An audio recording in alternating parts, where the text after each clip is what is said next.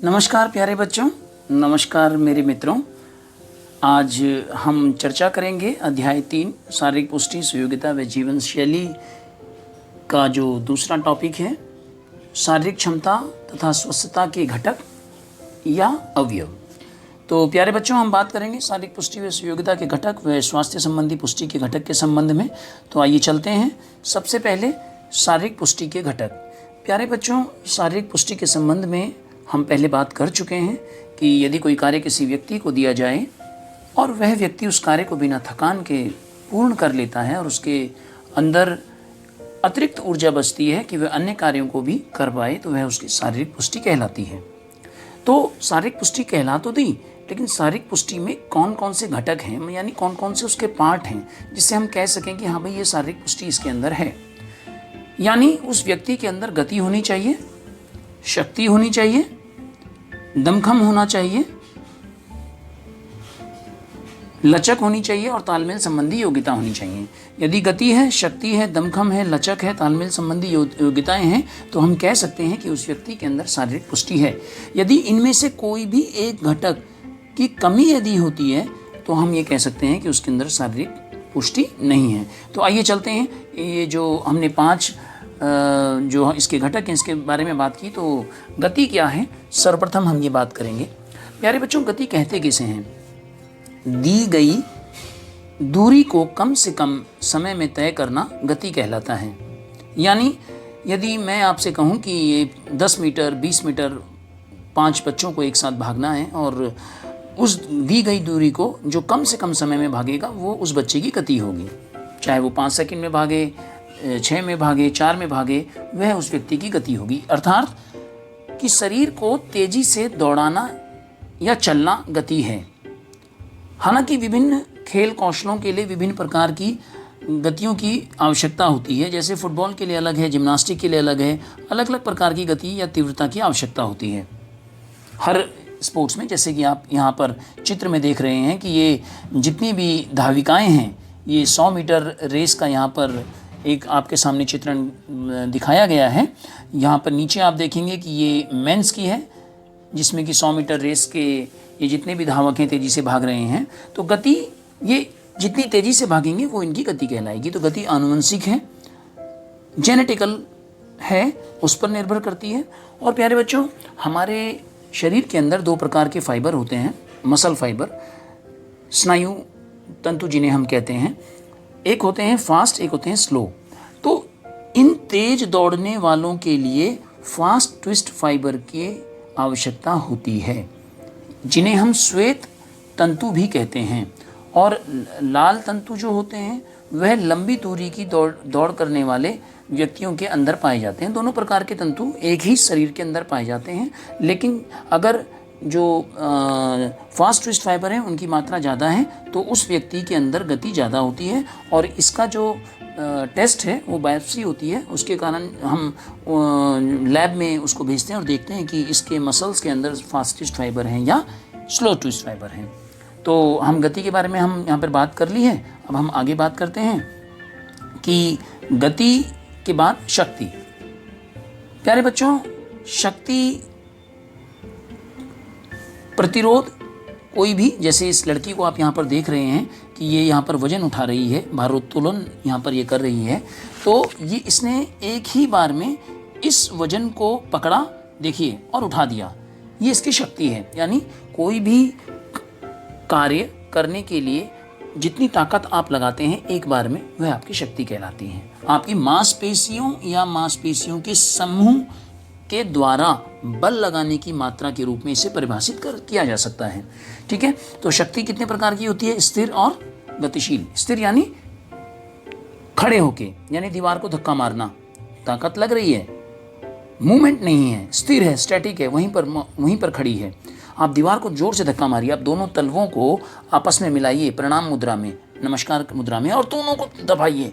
देखिए, कोई भी मूवमेंट आपको दिखाई नहीं देगी, लेकिन ताकत आप पूरी तरह से लगा रहे हैं। इसे स्थिर शक्ति कहते हैं। गतिशील, जिसमें गति दिखाई दे रही है, जैसे आपने बॉल में पैर मारा, इस लड़की ने यहाँ पर आप देख रहे हैं वजन को उठाया, ये गतिशील है, डायनेमिक है, ये अधिकतम शक्ति कहलाती है। एक बार में अभी हम इसके बारे में आगे बात करते हैं कि शक्ति के गतिशील शक्ति के 3 प्रकार हैं, तो उसके बारे में हम चर्चा करते हैं कि गतिशील शक्ति पहला प्रकार जो है कि मांसपेशियों द्वारा प्रतिरोध के विरुद्ध लगाई गई ताकत को शक्ति कहते हैं।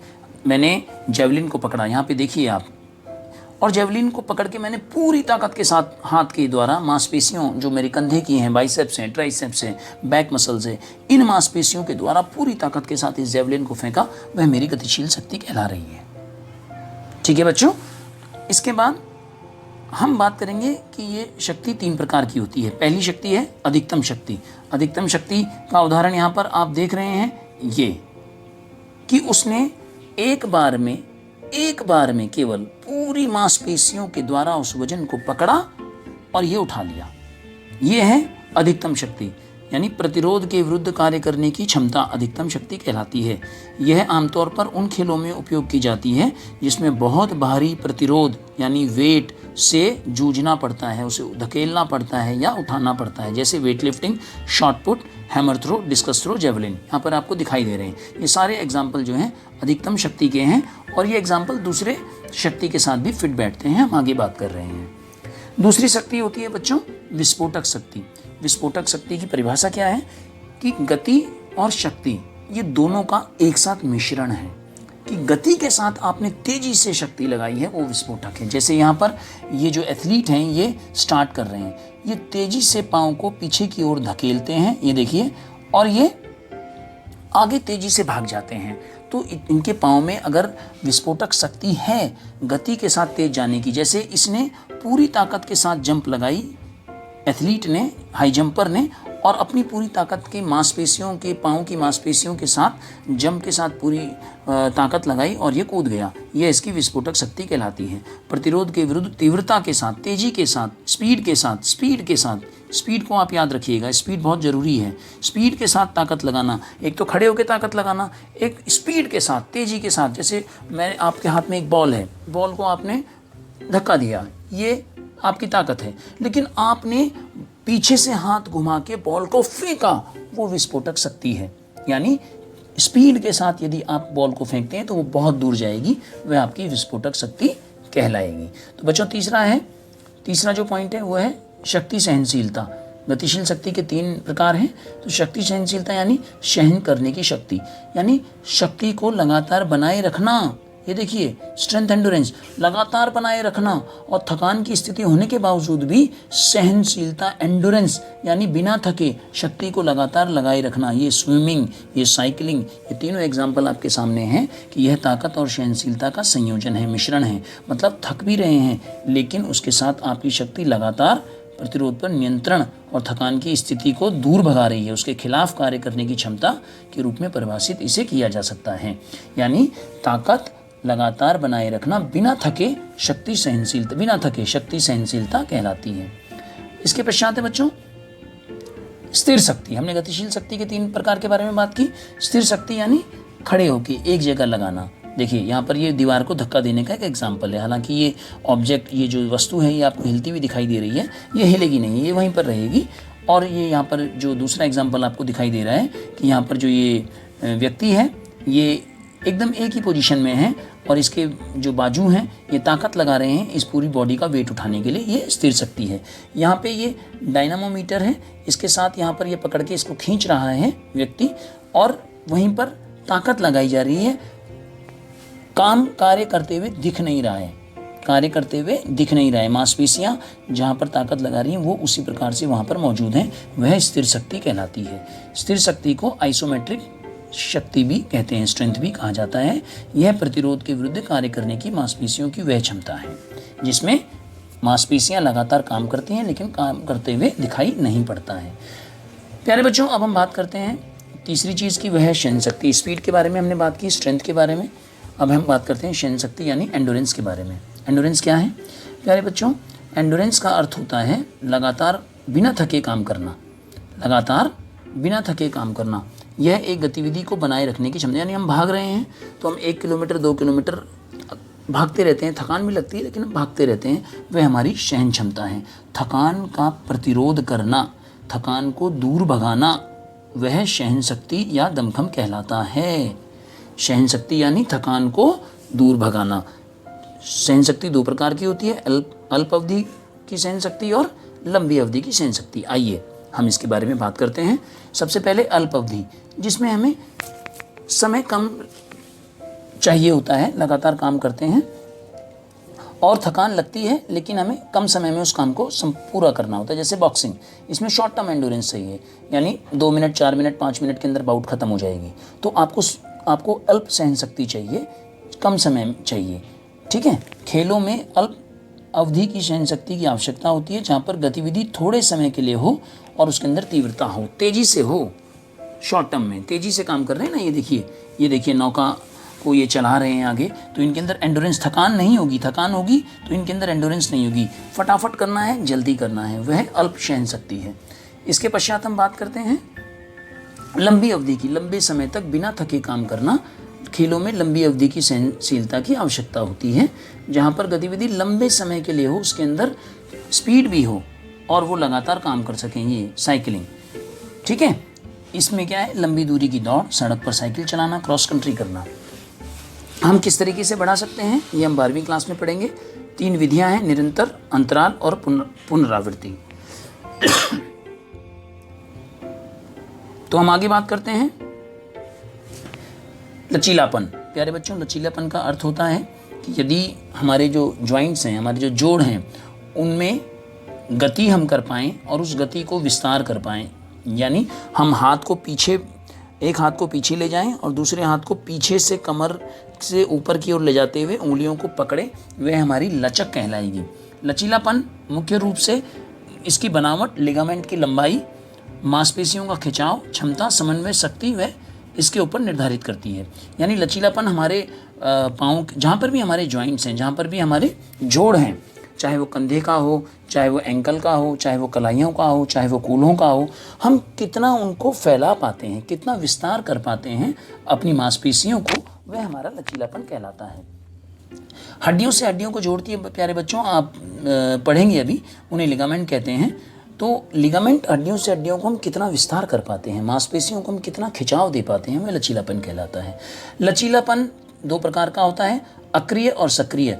अक्रिय यानी, सक्रिय पहले हम बात करेंगे। सक्रिय यानी जिसमें हम अपने आप भाग लेते हैं, जैसे मैंने अपने दोनों पाँव को फैला दिया, मैंने अपने दोनों हाथों को ट्विस्ट कर दिया। अब अक्रिय यानी जिसमें मैं पार्टनर की सहायता लेता हूँ, एक मेरा पार्टनर, मैंने एक पाँव नीचे रख रखा है और दूसरे पाँव को वो खींच रहा है। अभी हम आगे इस संदर्भ में बात करते हैं। देखिए, अक्रिय लचक। अक्रिय लचक वह लचक होती है जिसके बाहरी व्यक्ति, देखिए बाहरी व्यक्ति यहाँ पर ये पाँव को खींच रहा है, अधिक दूरी तक गतियाँ की जा सकती हैं। अक्रिय लचक किसी की सहायता से, ये वस्तु की सहायता से हो या व्यक्ति की सहायता से हो, वह हम अक्रिय लचक कहलाती है। यह सदैव सक्रिय लचक से अधिक होती है। यदि मैं अपने आप अपने जोड़ों को खींचूंगा तो वे माना कि अगर वो 15 सेंटीमीटर तक जाते हैं, अगर मेरे साथी की मदद से उसको मैं खींचूंगा तो हो सकता है 16, 17, 18 सेंटीमीटर आगे बढ़ जाए। तो इसके लिए बाहरी व्यक्ति की आवश्यकता होती है। दूसरा है मेरे बच्चों स्थिर लचक, गतिशील लचक,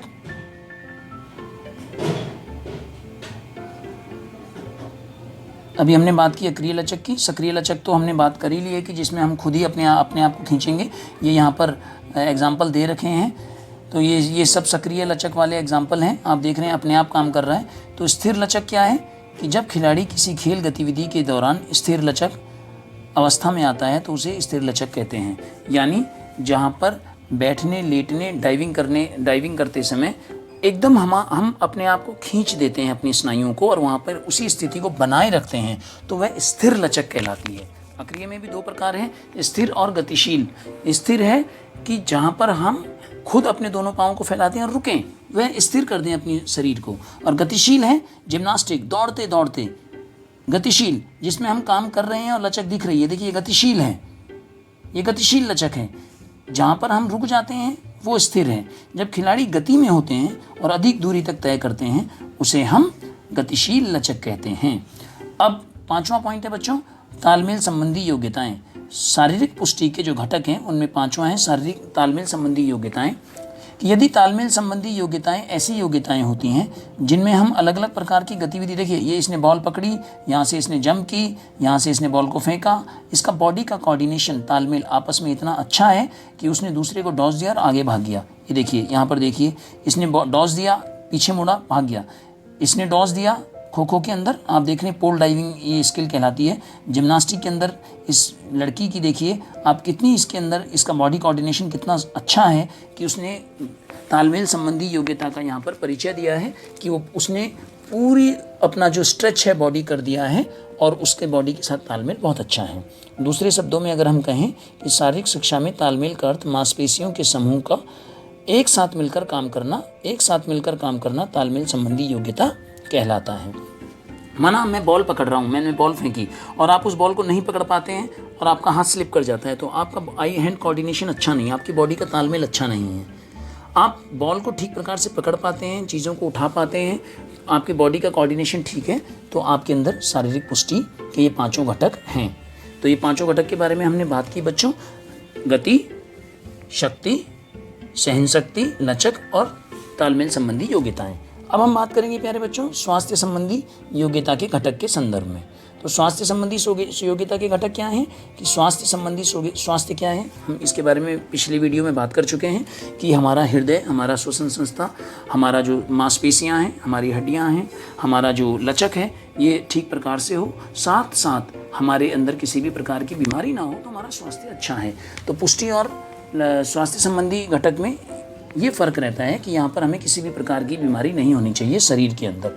तो दूसरा जब हम बात करते हैं कि इसके 5 घटक कौन कौन से हैं, तो पहला है हृदय श्वसन सुयोग्यता, मांसपेशीय शक्ति, शारीरिक बनावट, मांसपेशीय सहनशीलता और लचक। ये 5 जो घटक हैं अगर ये हमारे अंदर हैं तो हम शारीरिक रूप से स्वास्थ्य संबंधी योग्यता हमारी ठीक है। अगर इनमें से एक की भी कमी होती है तो हमारा स्वास्थ्य ठीक प्रकार से नहीं रहता है। तो आइए इसके बारे में हम बात करते हैं। हम यदि लंबे समय तक बिना थके किसी काम को करते हैं, बिना थके, ये सबसे ज़रूरी है कि बिना थके, और हमारे अंदर ऊर्जा बचती है कि हम और अन्य कामों को करें, तो हमारी सहन क्षमता कहलाती है और हृदय हमारा लगातार उस काम को करता है। जैसे ये 2 बच्चियाँ हैं, ये यहाँ पर एक्सरसाइज कर रही हैं। ये जो यहाँ पर एथलीट दिखाई दे रहा है, ये सीढ़ियाँ ऊपर नीचे जा रहा है, तो इसका हृदय जो है लगातार काम कर रहा है बिना थके। वह इसकी हृदय श्वसन सहन क्षमता अच्छी है, तो इसका जो सुयोग्यता है स्वास्थ्य ठीक है। दूसरा जो पॉइंट है वो है मांसपेशीय सहनशीलता। जो मांसपेशीय सहनशीलता करता है कि मांसपेशी हमारी सही रूप से सहन शक्ति इसके अंदर हो कि हम बिना थके लगातार काम कर सकें। जैसे हमारी महिलाएं, भाई बहन घरों में काम करते हैं या ऑफिसों में काम करते हैं, तो हम उन कामों को, हमारे जो शरीर की मांसपेशियां हैं लगातार काम करते हुए यदि थकती नहीं हैं तो वह हमारी मांसपेशीय सहनशीलता कहलाती है। बिना थके मांसपेशियों का भरपूर उपयोग करना मांसपेशीय सहनशीलता कहलाती है। प्यारे बच्चों, मांसपेशीय शक्ति, सहनशीलता है बिना थके, मांसपेशीय शक्ति है एक बार में हम वजन को उठाने में हमारी शक्ति। हम घरों में, बाजार में या कहीं पर भी या अपने यार दोस्तों में यदि हम किसी 2 बच्चों के अंदर अगर हम मांसपेशीय शक्ति की बात करें तो हम देखते हैं कि एक बार में एक बच्चा ठीक प्रकार से वजन उठा पाता है, वही बच्चा दूसरा नहीं उठा पाता, तो उसकी मांसपेशीय शक्ति ठीक नहीं है। तो मांसपेशीय शक्ति का ठीक प्रकार से काम करना ही मांसपेशीय शक्ति कहलाता है। लचक, ये देखिए प्यारे बच्चों, यहाँ पर ये फुटबॉलर है, ये फुटबॉलर जो है पूरा स्ट्रेच कर रहा है बॉडी को। लचक, फ्लेक्सिबिलिटी देखिए, इसका ग्रॉइन जॉइंट जो है पूरी तरह से खुल चुका है, इसका एंकल, इसका जो नी है पूरी तरीके से खोल के ये बॉल के साथ कांटेक्ट कर रहा है। तो यानी व्यक्ति के शरीर के जोड़ों की गति के विस्तार को लचक कहते हैं। ये हम पढ़ चुके हैं, अभी हमने पहले पढ़ा था, और ये चोटों से बचने में काम आती है प्यारे बच्चों। और हमें हर जो स्पोर्ट्स है उसमें अलग अलग प्रकार की लचक की आवश्यकता पड़ती है। तो चौथा पॉइंट हमने यहाँ पर बात कर ली है। अब 5वां जो पॉइंट है प्यारे बच्चों वो है शारीरिक बनावट। यानी शारीरिक बनावट हमारी इस प्रकार की होनी चाहिए कि हमारे शरीर के अंदर जो फैट है, जो हमारी बॉडी की बनावट है, उसका जो अनुपात है, चाहे वो हड्डियां हो और पानी हो या हमारा जो वसा हो, वो उसका जो अनुपात है वो अगर सही तरीके से नहीं है बच्चों, तो हमारा जो शरीर है वो उसका बॉडी फैट बढ़ जाएगा और हमारा शरीर की बनावट आड़ी टेढ़ी हो जाएगी। जैसे एक्सेस फैट का यहाँ पे ये टेबल में दे रखा है कि व्यक्ति के अंदर यदि 21 से 30% है तो वह ज़्यादा कहलाता है। लीन बॉडी मास यानी हमारी हड्डियाँ और मांसपेशियाँ 9 से 12% यदि होती हैं वजन का, तो वो उत्तम रहता है। मॉडरेट लीन 13 से 20 ये भी हमारा उत्तम रहता है। तो हमारे जो बॉडी का फैट परसेंटेज है, हमारा जो बॉडी का पानी है, हमारे जो बॉडी की हड्डियाँ हैं, मांसपेशियाँ हैं, वो हमारे ठीक प्रकार से रहती हैं, हमारे अनुपात में रहती हैं, तो हमारा शरीर ठीक रहता है। आप सभी का धन्यवाद इस वीडियो को सुनने के लिए, और मैं आपसे अपेक्षा करूँगा कि आप अपने कमेंट्स ज़रूर नीचे लिखेंगे। यदि आप किसी भी प्रकार का कोई सुझाव देना चाहते हैं तो आपका स्वागत है। हम नीचे लिंक देंगे सभी चैप्टर्स के। आप किसी भी चैप्टर के किसी भी टॉपिक को पढ़ना चाहते हैं, सुनना चाहते हैं, तो आप वहाँ पर क्लिक कर सकते हैं और वहाँ पर लिख सकते हैं। सभी का धन्यवाद, मिलते हैं।